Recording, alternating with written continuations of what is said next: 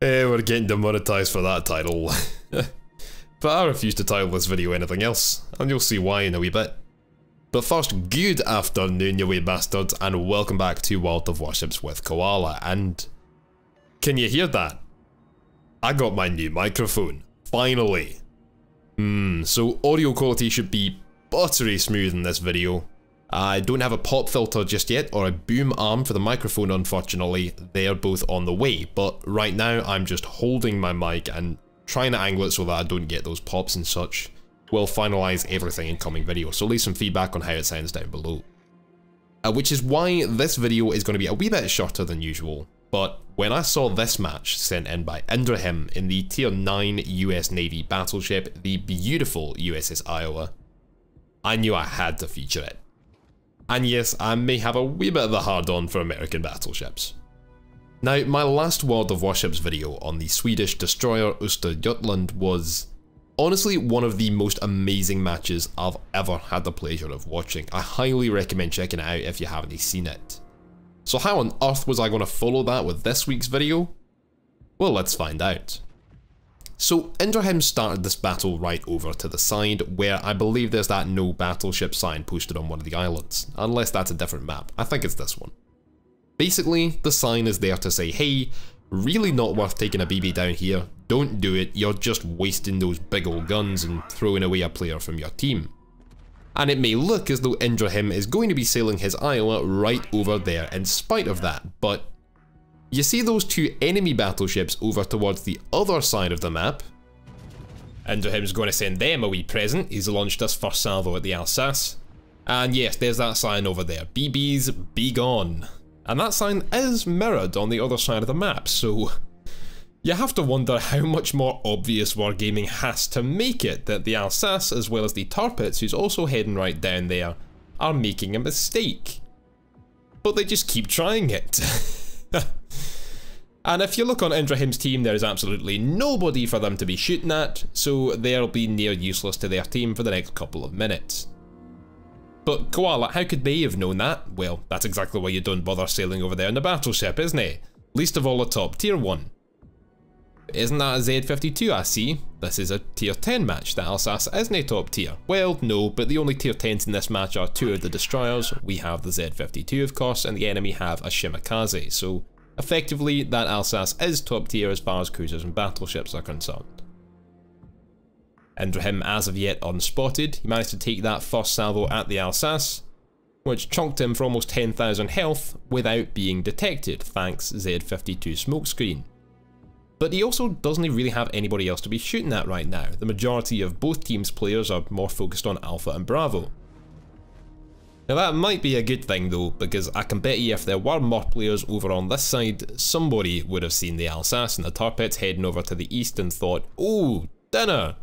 Tried to be a hero, ended up predictably getting themselves killed, and just giving those two battleship players who aren't smart enough to read a sign all the more excuses to keep heading over there. And that might be worse than the act of doing it in the first place. Indrahim just been detected for the first time in this battle. That's the Tirpitz over there finally rounding the island in the centre of the map, showing a clean broadside. Only problem is Indrahim kind of is too, and the Iowa is a lot more susceptible to Citadel hits than a Tirpitz, so that could have been very bad. More shots, I believe those were fired by the Rune to the south, and there's Tirpitz's secondaries also opening up. The Rune is also about to be joined down there by an Ibuki who's now opened up as well, so Indrahim has quite a few ships wanting a piece of his pie right now. Tirpitz once again showing a near broadside on the other side as he attempts to push through between those two islands and... ooh, stings, doesn't he? And yes, the Z52 did just pop out in front of a Tirpitz, attempting to YOLO rush him with the torpedoes, when that Tirpitz had been spotted well in advance, realised, oh shit, the Tirpitz has torpedoes of his own, this isn't going to work, and he's popped his smokescreen, either to cover his retreat or just to allow him to shit his pants a wee bit more discreetly. The only problem is, he was the only one spotting the Tirpitz, so Indrahim's had to pop his spotter aircraft, and there he is. But why is he coming so close? I mean, he knew the Z52 had already launched his torpedoes, he was well within range for his turtleback armour to block any Citadel hits already.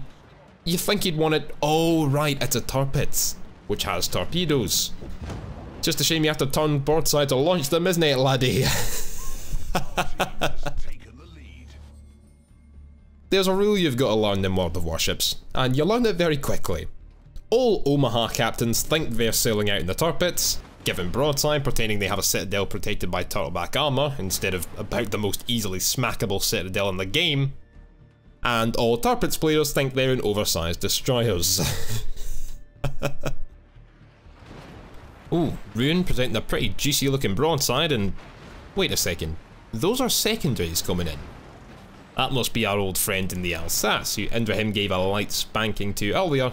He sailed all the way down the side of the map, realised there was absolutely nothing there, and he's just wasting a battleship. And now he's come around for more. Indrahim gives him the business with the front turrets. He is angled quite well though. So yeah, unfortunately those shots just bounced harmlessly off his broadside. There's the Ibuki heading west to where his team can cover him. Indrahim opens up with the rear guns. And with the Alsace angled as he is, and the Ibuki presenting a perfect broadside as he attempts to retreat, Indrahim reasons he's probably of more use swinging the front turrets on him as well. Now, if he gets a decent salvo here, he might be able to sink the Ibuki. And he does manage to score one citadel, but that's not nearly enough. And unfortunately, by the time he's reloaded that rear turret, it's too late. That Ibuki is going to live to fight another day. But hold on. The Tirpitz is down, the Rune was last spotted running away to the south, and the Ibuki's heading off to the west. That means that this Alsace is completely alone over here. Time to finish what we started earlier then. Now the Alsace has more than twice the health pool that Indrahim is going to enter this fight with, and while he does only have 380mm guns, he also has 8 of them, because like many French and also some British battleships, the Alsace has those quadruple gun turrets. And yes, I realise that the Alsace has 12 guns, but if he even thinks of turning broadside to get the rear quad gun turret on target, he's going to be dead long before his finger can even hit the left mouse button. Fortunately, a lot of the damage done to Indrahim has been high explosive damage so far, meaning that while he's only on 1/3 of his HP at the moment, he can heal himself back up to well over half health. And I want to ask you lads something. Do you think that makes a difference? And I don't mean to how much punishment you can take, obviously it matters there.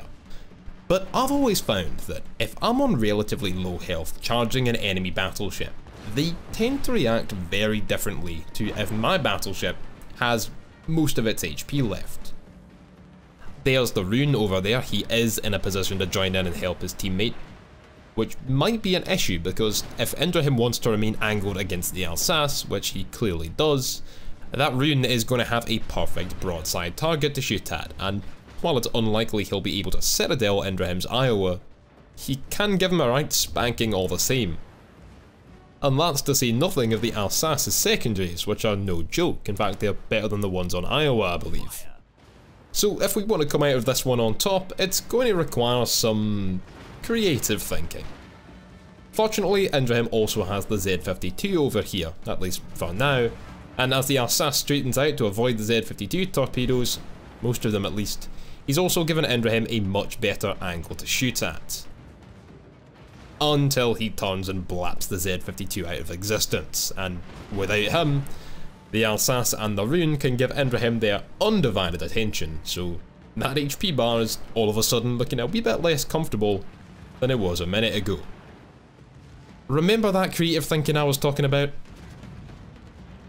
There it is. Did you get that? You didn't get that. Indrahim just fired at and disabled the Alsace's frontal turret. Permanently. So he's now down half his firepower against an Iowa that just refuses to die.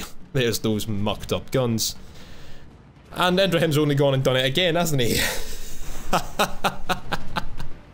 That's the Alsace's number 2 turret. Only temporarily knocked out, but that renders the Alsace a non-threat for the next 30 seconds. And remember, even once the Alsace repairs his second turret, he's going to have to go through that long reload again.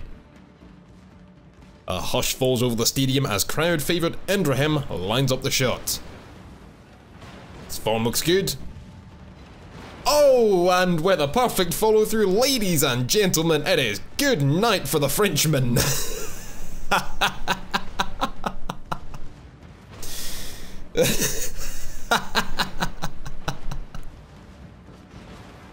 I'm sorry.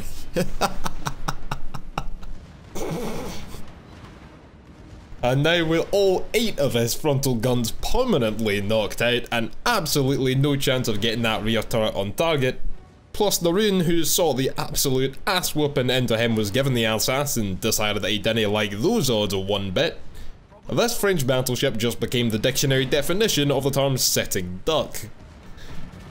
Into him, I think it's high time you stop playing with your food here. And the funny thing is, Indrahim is still actually at a health disadvantage here. But he's been able to basically toy with this enemy tier 9 battleship now, and absolutely tear him down in the most insulting way possible.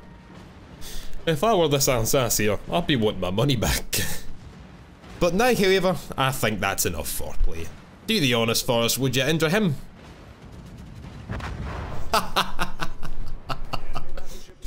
And provided that right there doesn't get this video taken down for abuse, we can now take stock of the situation and realise that the team are only far short of 1,000 points, while the enemy team are one mistake away from hitting 0 at the same time, with a full 7 minutes left.